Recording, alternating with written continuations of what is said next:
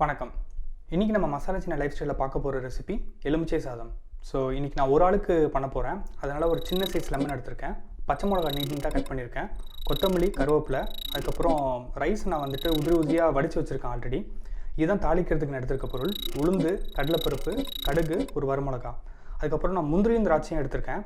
So நம்ம நார்மலாக எலுமிச்சை சாதம் பண்ணுற மாதிரி இல்லாமல் இது நம்ம முந்திரி திராட்சையும் வறுத்து போடும்போது சின்ன பசங்க விரும்பி சாப்பிடுவாங்க. இது கூட நீங்கள் வேறு ஏதாவது ட்ரை ஃப்ரூட்ஸ் யூஸ் பண்ணாலும் யூஸ் பண்ணிக்கலாம். வாங்க எப்படி பண்ணுறதுன்னு பார்ப்போம். சட்டி நல்லா காஞ்ச உடனே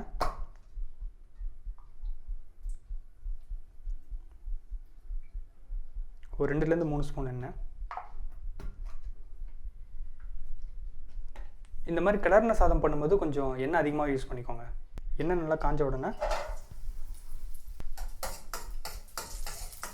முந்திரியும் திராட்சையும் ஃபஸ்ட் நான் போட்டு எடுத்துடுறேன் வறுத்து.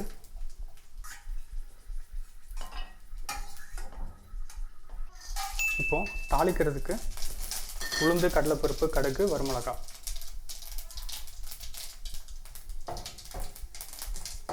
உளுந்தும் கடலைப்பருப்பு நல்லா வறுத்துருங்க.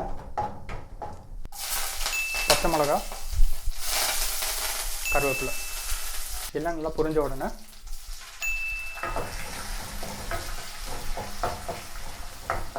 புளிஞ்சு வச்ச லெமனை விட்டுறேன். அதுக்கப்புறம் ஒரு 1/4 ஸ்பூன் மஞ்சத்தூள், தேவையான அளவு உப்பு. ஸோ நான் சாப்பாடில் உப்பு போடல, அதனால் இதில் கொஞ்சம் உப்பு அதிகமாக சேர்த்துக்கிறேன். நீங்கள் சாப்பாடில் உப்பு சேர்த்துட்டிங்கன்னா அதுக்கேற்ற மாதிரி போட்டுக்கோங்க. இது ஒரு 2 நிமிஷம் மீடியம் ஃப்ளேமில் அப்படியே வைங்க. 2 நிமிஷம் ஆச்சு, நான் அடுப்பு ஆஃப் பண்ணிடுறேன்.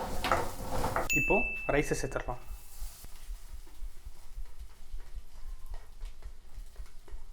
அது கூட முந்திரி திராட்சை நல்லா மிக்ஸ் பண்ணிடுங்க சாப்பாடு ஃபுல்லாக.